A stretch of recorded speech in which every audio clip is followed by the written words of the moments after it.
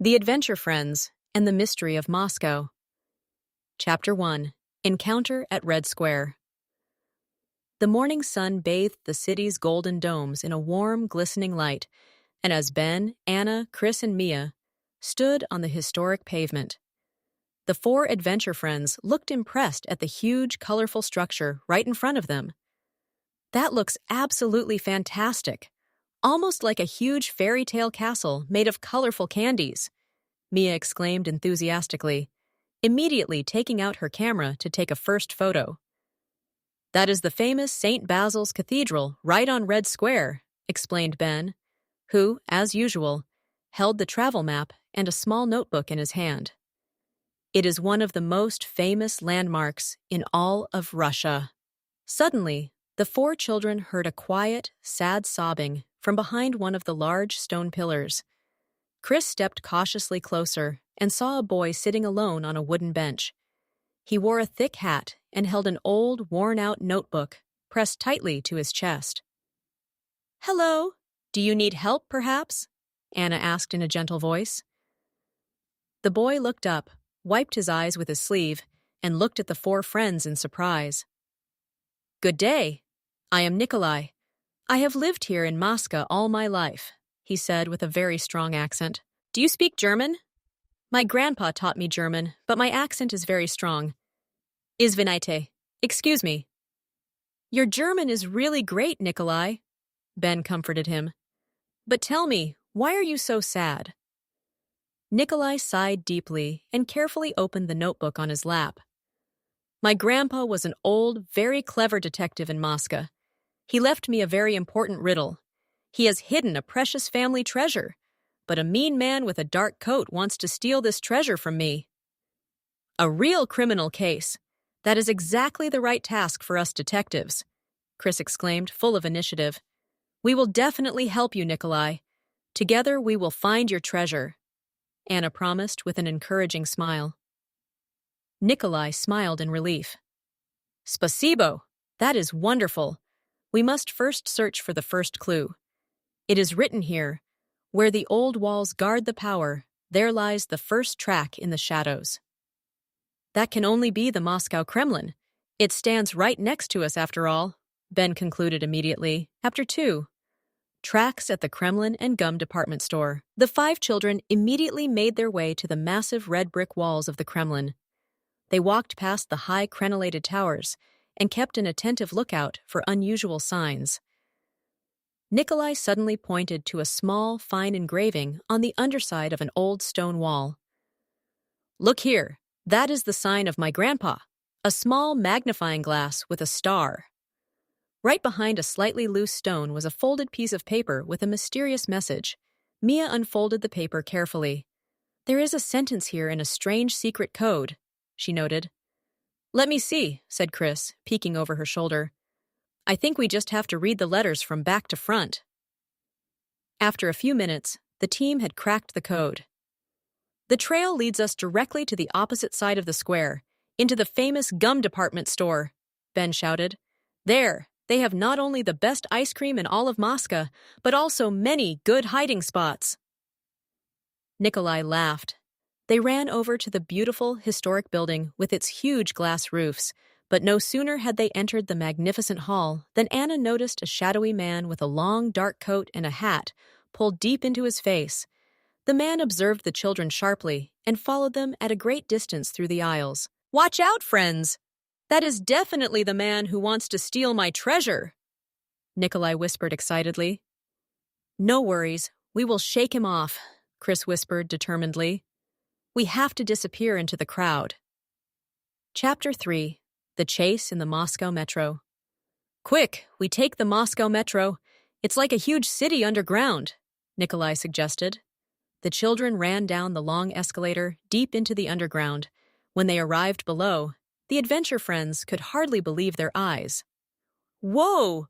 This subway station looks like a real palace of marble and gold," Mia marveled enthusiastically. "Back there is the man. He is coming closer fast," Nikolai warned nervously. "Quick, into this train, before the doors close," Ben shouted. They slipped through the sliding doors of the starting train at the last moment and escaped their mysterious pursuer for the time being. At the next station, they got off, and Nikolai brought out the note. "It says here, 'Search for the great music and the culture,'" Nikolai read aloud. "That is the Bolshoi Theater, one of the most famous opera houses in the whole world."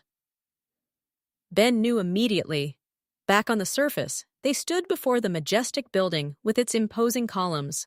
Behind one of the pillars, Mia discovered an old entrance ticket on which the next address was noted. The huge Cathedral of Christ the Savior, right by the Moskva River.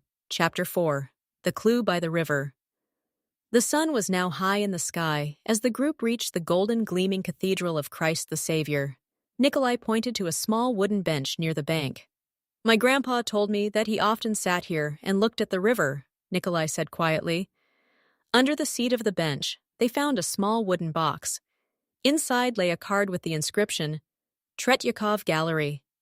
"An art museum!" Anna cried. "There are surely hundreds of paintings hanging there. How are we supposed to find a clue there?" "My grandpa loved the old Russian pictures," Nikolai explained. "We must search for a picture with a hidden treasure map."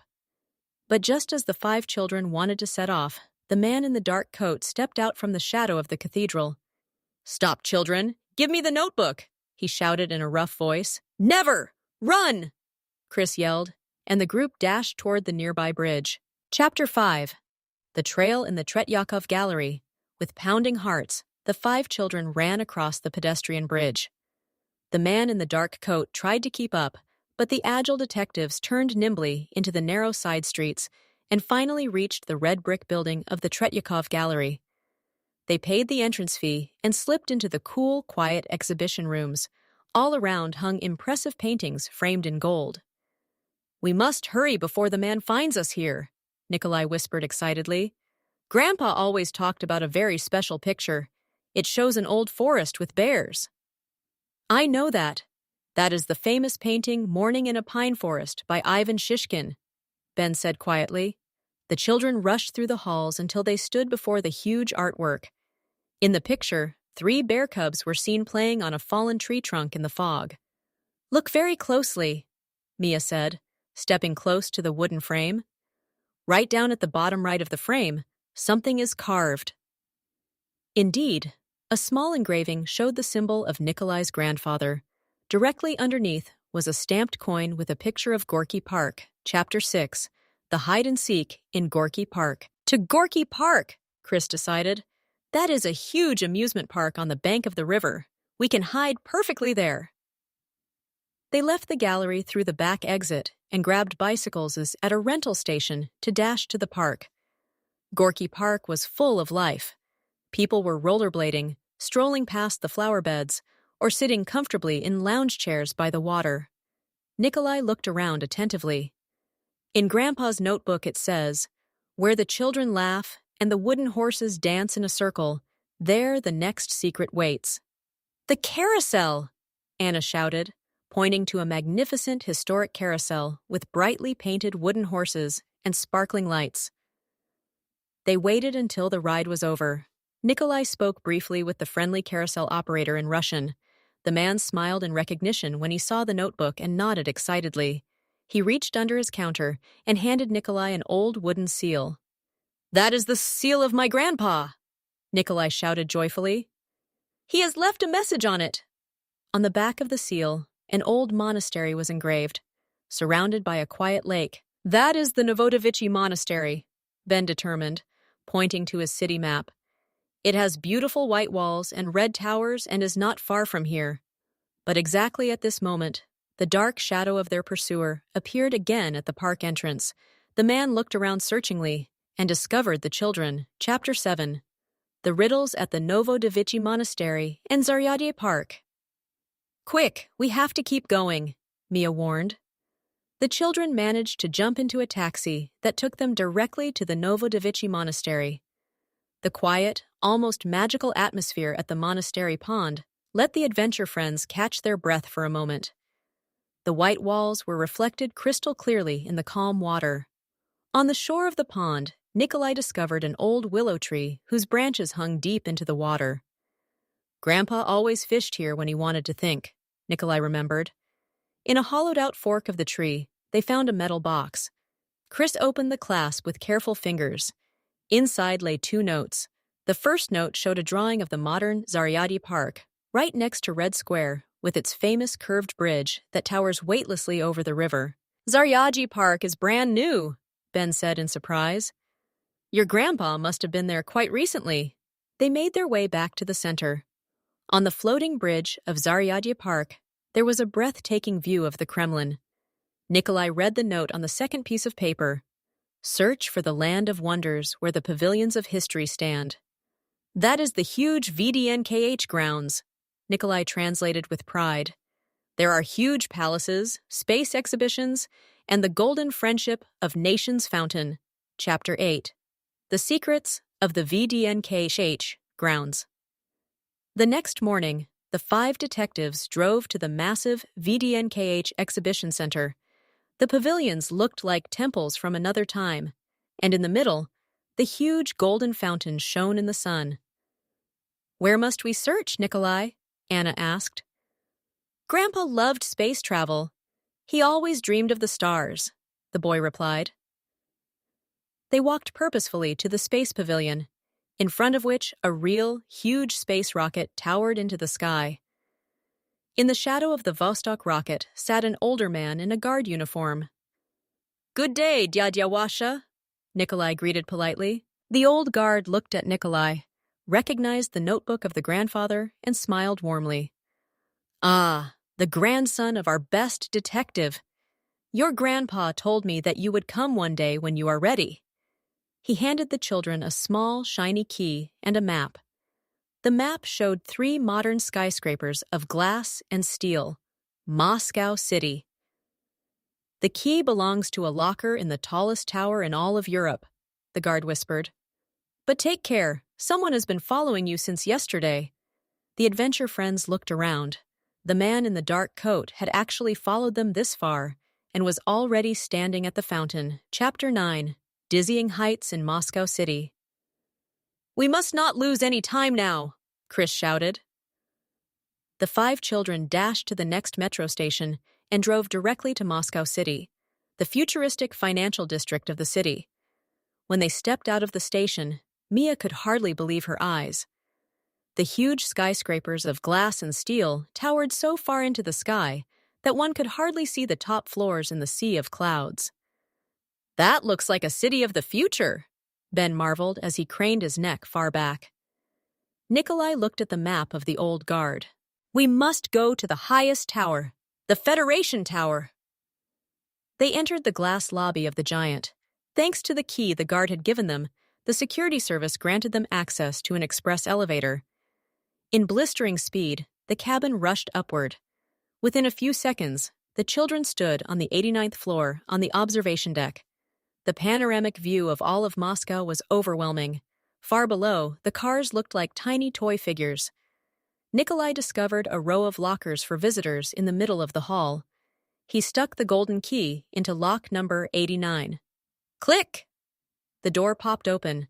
Inside lay no gold, but an old telescope and a small riddle book. A telescope? What are we supposed to do with that? Anna asked, confused. Nikolai unfolded the next note from his grandfather. It says here, look from the clouds to the needle of Moscow. There, where the signals fly through the air, lies the next answer. Ben looked through the telescope and turned it slowly to the northeast. I have it! He means the huge Ostankino Tower. That is the highest television tower in Europe. Suddenly, the elevator door opened. The man in the dark coat stepped out. He was breathing heavily and looked at the children with angry eyes. Give me the contents of the locker. That belongs to me, he shouted. Never, Chris shouted determinedly. Friends, to the emergency exit. Chapter 10. Confusion at the Ostankino Tower. The children dashed into the stairwell and ran down a few floors to shake off the man before they took another elevator down. Once down, they jumped into the next monorail, which brought them directly to the foot of the massive Ostankino Tower. The pointed concrete tower towered 540 meters high into the sky. How are we supposed to find a hiding spot here? The tower is huge. Mia said, looking up the narrow concrete wall. Nikolai looked at the old telescope more closely. On the side of the metal tube, tiny coordinates were engraved. Grandpa was very smart, Nikolai smirked. He knew that a detective must look closely. The coordinates led the group to a small park directly at the foot of the tower, where a bust of the famous rocket designer Sergei Korolev stood. In the base of the statue, Ben discovered a fine bundle of old photos. On the photos, various artworks and antique statues were depicted. "These are all masterpieces from the Pushkin Museum of Fine Arts," Anna shouted excitedly. "I read a book about it before our trip." Nikolai nodded eagerly. "That is the last place before the treasure. My grandpa loved the Pushkin Museum. We must go there." Chapter 11. The Decision in the Pushkin Museum. By bus, the adventure friends drove back to the historic center, to the magnificent Pushkin Museum. The huge columns at the entrance reminded them of a Greek temple. Inside, it was quiet and cool. The five crept through the large halls with old Egyptian sarcophagi and antique statues. "We must find the artwork in the last photo," Ben whispered. Mia pointed to a hall at the end of the hallway. "Over there, the bust of Homer." They rushed to the marble bust. At the base was a small number lock. Nikolai remembered all the clues they had collected on their trip. The numbers from the Kremlin, the metro station, Gorky Park, and Moscow City. With trembling fingers, he set the code. 1890. Click! The base of the statue turned to the side, and a small, beautifully decorated wooden casket came into view. "The treasure!" Nikolai whispered with shining eyes. "Halt! Do not touch it!" sounded the rough voice behind them. The man in the dark coat stepped out from the shadow of an Egyptian statue, but this time he did not look mean, but rather embarrassed. He took off his hat. "Who are you anyway, and why are you following us through all of Moscow?" Chris asked courageously, standing protectively in front of Nikolai. The man sighed deeply. "My name is Victor. I was the best friend and colleague of Nikolai's grandfather. When your grandpa passed away, he told me that he had left a riddle for Nikolai. I wanted to look after Nikolai so nothing would happen to him and help him if he got stuck. But when I saw how bravely and cleverly you helped him, I wanted to see if you could manage it all on your own."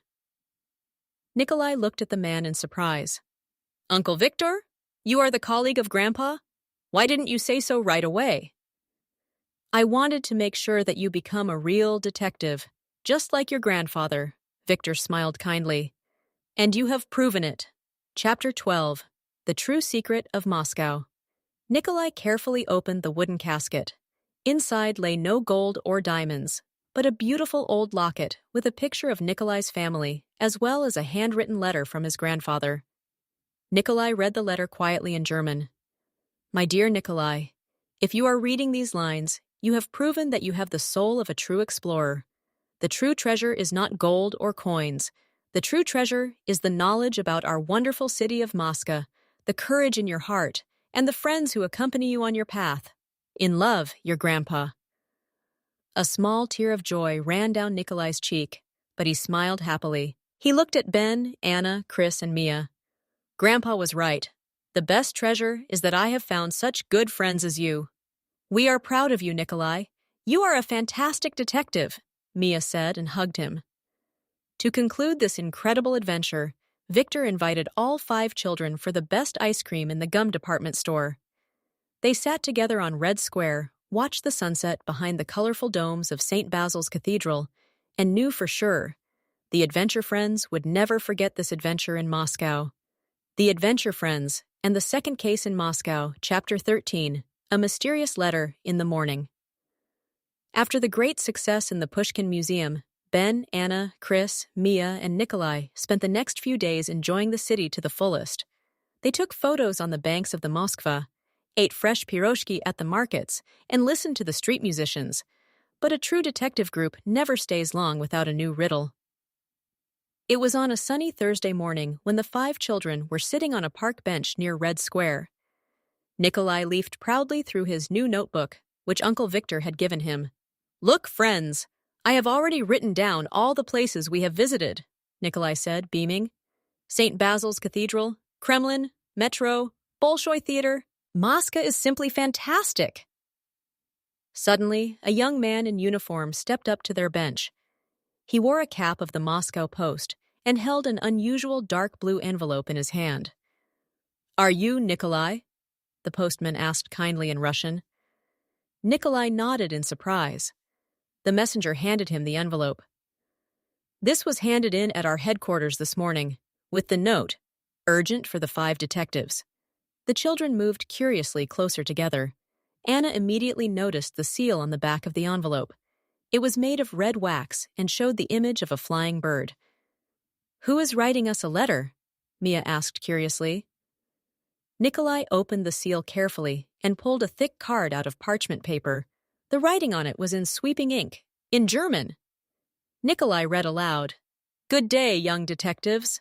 I have heard how cleverly you solved the riddle of the old detective. Now Moscow needs your help again. An old artifact, the golden key of the Tsars, has disappeared from the archive. Whoever took it has left a trail that only true experts of the city can decode. If you are ready, your search begins where the history of faith and peace lies. Go to Kolomenskoye Park, a friend of justice.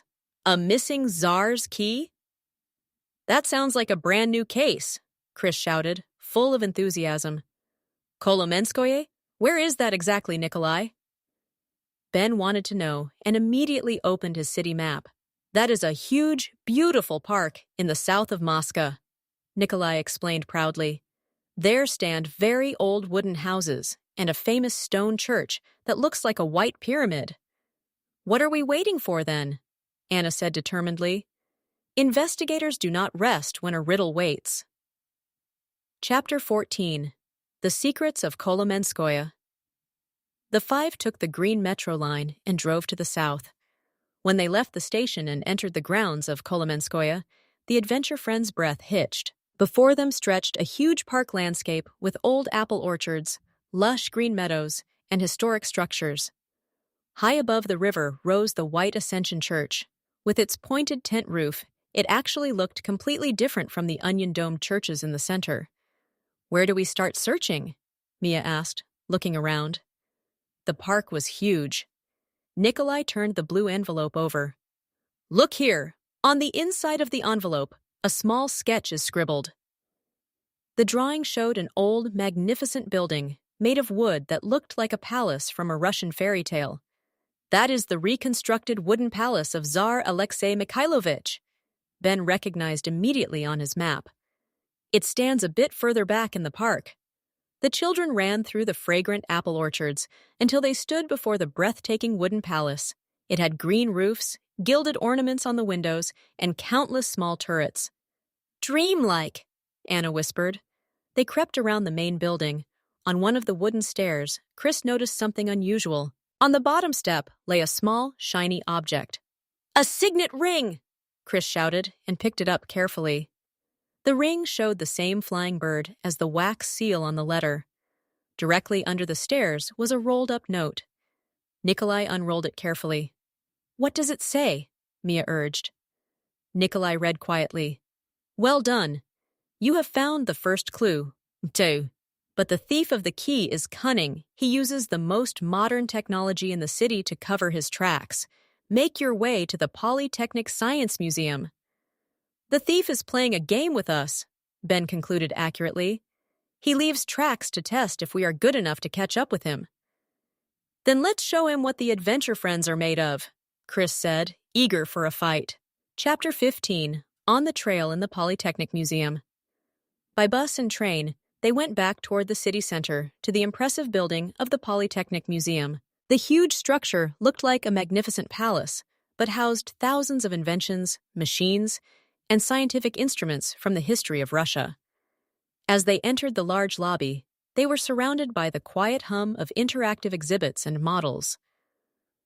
Where in the museum could the next clue be hidden? Anna asked thoughtfully. Nikolai looked more closely at the signet ring that Chris had found at the wooden palace. On the inside of the ring, a tiny number was engraved. 1957. 1957. What does this year mean? Ben pondered. Suddenly, Mia hit her forehead. The year 1957.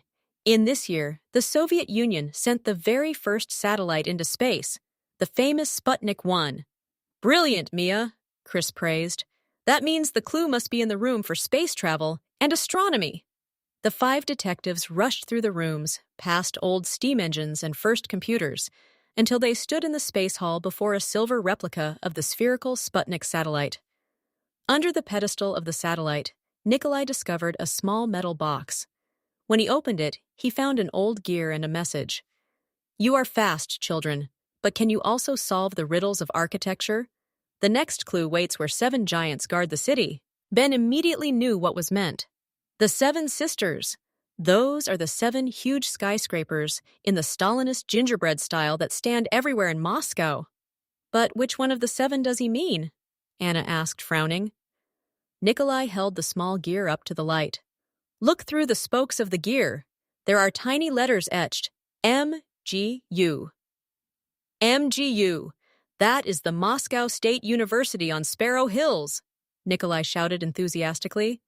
That is the largest and most impressive of the 7 sisters. To Sparrow Hills, the group shouted in unison. Chapter 16, Wind on Sparrow Hills. The 5 detectives took the red metro line to the station Vorobyovi Gory, Sparrow Hills. As they stepped out of the train, a spectacular sight presented itself. The station floated on a double-decker bridge directly over the wide Moskva River. They climbed the wooded slope until they stood on the wide observation deck. From here up, one could overlook almost all of Moscow, from the glistening skyscrapers in Moscow City to the golden domes of the Kremlin. Directly behind them, the main building of the Moscow State University, MGU, towered majestically into the sky. With its powerful wings, many ornaments, and the huge star on the tip, it looked like a massive castle. The building is simply huge, Mia marveled and quickly took a few photos. Where are we supposed to search for the clue here? Nikolai looked around the observation deck. A fresh wind was blowing. Grandpa said that the motorcyclists and artists always meet on Sparrow Hills. But look over there at the railing. On the iron lookout railing hung a small silver padlock with an engraving. It showed the symbol of the flying bird, and next to it, a small steering wheel. A steering wheel? Chris wondered. Does that mean we have to go on the water? Ben took his magnifying glass to hand and examined the lock more closely. Look, on the lock hangs a small plastic tag with a number, Pier Sparrow Hills. Ship Radisson. A river ship, Anna shouted. The thief is using a ship on the Moskva to transport the Tsar's key away. Chapter 17. The Chase on the Moskva. The children ran down the wooden stairs of the park to the ship pier on the bank. At that exact moment, a large, snow-white panorama ship with huge glass windows slowly cast off from the dock. Over there on the deck, Nikolai suddenly shouted and pointed with his finger forward. On the upper deck of the ship stood a man in a gray jacket. He held a small velvet-covered casket tightly under his arm, and on his lapel he wore a pin with the flying bird. That is him! He has the Golden Tsar's key, Chris shouted excitedly. We are too late. The ship is leaving. Mia shouted desperately as the gap between the ship and the shore widened. Not so fast, Ben said determinedly. He pointed to a smaller yellow water taxi that was just docking at the neighboring pier. Nikolai, can you ask the captain if he will help us? Nikolai ran immediately to the captain of the water taxi. Pajalusta, господин captain. Over there on the white ship is a thief. He has stolen a historic treasure of Moscow. Can you bring us to the next pier? The captain, an older man with a mustachioed smile, saw Nikolai's honest look and the detective notebook. He nodded vigorously. Nu dawai! Get ready, children. We are going to catch them. The water taxi accelerated, the engines roared, and the boat dashed over the glittering water of the Moskva. The children held on tight while the cool spray splashed in their faces. They drove past the Luzhniki Stadium, under imposing bridges, and slowly caught up to the large panorama ship. "Where does the ship dock next?" Anna asked, while the wind blew through her hair. The captain shouted back, "Next stop is at Gorky Park, or further at the Swamp Island, near the Kremlin." Chapter 18, The Finale at the Red October Factory. The panorama ship finally steered toward the pier at the famous Red October Factory, a historic building complex of red brick on an island in the middle of the Moskva, where Russia's most famous chocolate used to be made. No sooner had the large ship docked than the man in the gray jacket jumped on land and slipped quickly into the winding alleys of the old factory town. Our water taxi docked just a few seconds later, right next to it. "Spasibo, Captain!" Nikolai shouted, and the 5 children dashed onto land. "We must surround him," Chris suggested. "Ben and Mia go through the left inner courtyard. Anna, Nikolai, and I will cut off his path to the river pier." The children split up and crept quietly through the high, historic brick hallways. Everywhere there were small bridges, stairs, and art galleries. Suddenly, Anna heard the clacking of quick footsteps on the pavement. "There he is," she whispered. The man looked around frantically, saw Chris and Anna in front of him, and wanted to turn back, but then Ben, Mia, and Nikolai blocked his escape path. He was trapped in a small, closed-off inner courtyard. "There is no escape anymore," Chris shouted courageously. "Give back the Tsar's key." The man stopped, breathed heavily, and let his shoulders sink slowly. To everyone's surprise, he suddenly started to laugh, a friendly, warm laugh. He took off his hat and carefully opened the velvet-covered casket. Inside lay, indeed, a beautiful, heavy key made of pure gold with sparkling gemstones. "Excellently done, young detectives," the man said, smiling, and stepped a step forward. "You have passed the test with flying colors." Nikolai blinked in surprise. "A test? Who are you?" The man pulled out an ID. "I am Professor Morozov from the Historical Society of Moscow. Uncle Victor and the museum wanted to know if the Adventure Friends and their new Moscow master detective Nikolai are really as good as people say. I was supposed to play the role of the thief and check if you can decode the secrets of our city." Mia gasped for air. "This was all a scavenger hunt for us?" "A master exam," the professor corrected proudly. He handed Nikolai the velvet casket. "And this Tsar's key I now present to you as an honorary prize. It symbolizes that from today on, all doors and secrets of Moscow are open to you." Nikolai took the golden key, his eyes shining with pride. He looked at his friends, Ben, Anna, Chris, and Mia. "We did it again!" Nikolai shouted jubilantly. "Together, we are the best detective team in the whole world." The 5 friends fell into each other's arms, laughing. With a huge cup of Moscow chocolate ice cream, they celebrated their success on the sunny promenade of the Moskva, ready for every further adventure that might still wait for them.